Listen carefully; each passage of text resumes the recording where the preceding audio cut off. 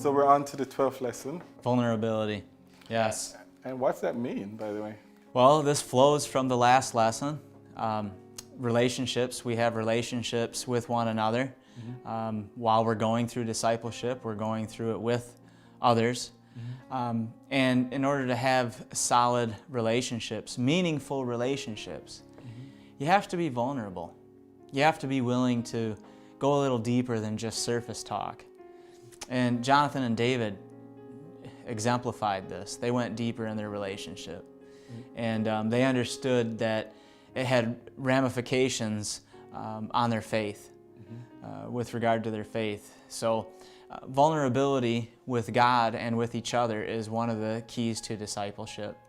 And sometimes it's not easy. Back to the endurance. Sometimes you just don't want to talk about it.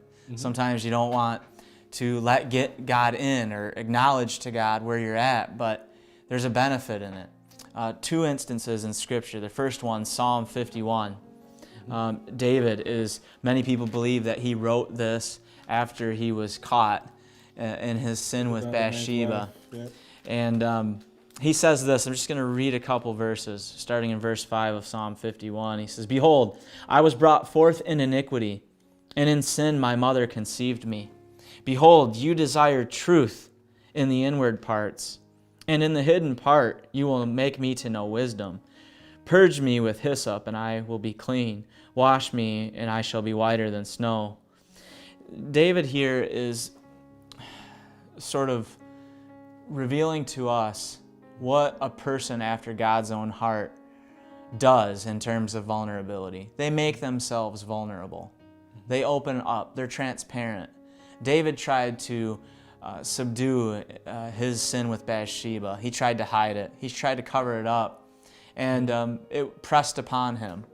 I believe it's Psalm 32, says that when he sinned, when he was in iniquity, God's presence, God's conviction wore him down, basically. He uses other language, but you can read that in Psalm 32.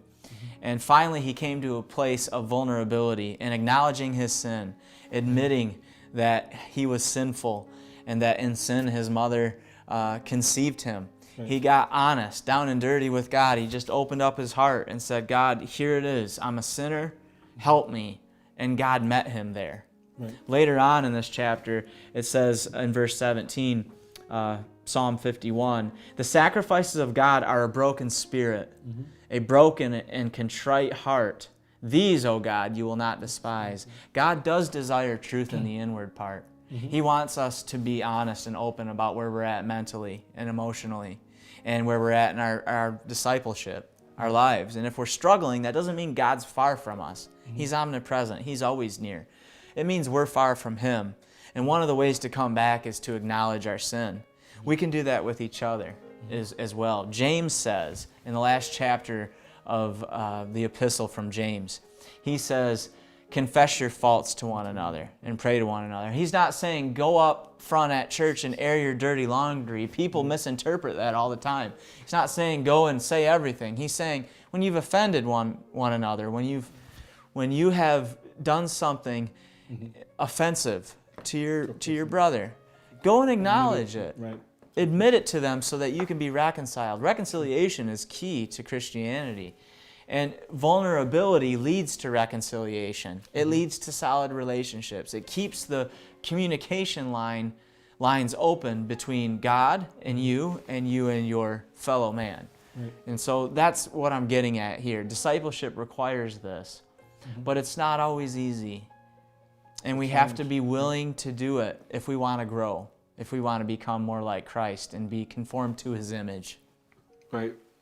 So you just used Psalm, and also you mentioned in the lesson, I like the usage of Psalm, but is there a limit to how you use the Psalm? Is it just use only the Psalm, or is there a way to let the Psalm kind of teach you how to do what the Psalm is? Well, you don't need to repeat word for word what is in the Psalm. The Jewish prayer book called the Siddur that they use in their synagogue services on Sabbath morning, they chant almost in Hebrew, word for word, the Psalms, and that's their prayer. Well, I believe, and I think most would agree, that the Psalms are teaching us how to approach God, not particularly what to say, even though we can say some of the same things, not specifically what to say. Rather, it's the attitude you need to have coming to God. You need to be open and transparent. It's not so much word for word, verbatim what to say. It's more how you approach God, what He's looking for. And David's life is an example in the Bible. King David, he was a man after God's own heart, but he was far from perfect. But he was still God's chosen, God's child, God's guy. He struggled with sin, and it got better for him when he admitted it and was vulnerable before God. He was vulnerable before Jonathan. I think that David was probably vulnerable in most of his relationships because he learned that, he was discipled into that by God. Right. And it benefited him when he was that way. So we need to take that as a lesson on how to approach God, how to live out this faith, how to be disciples.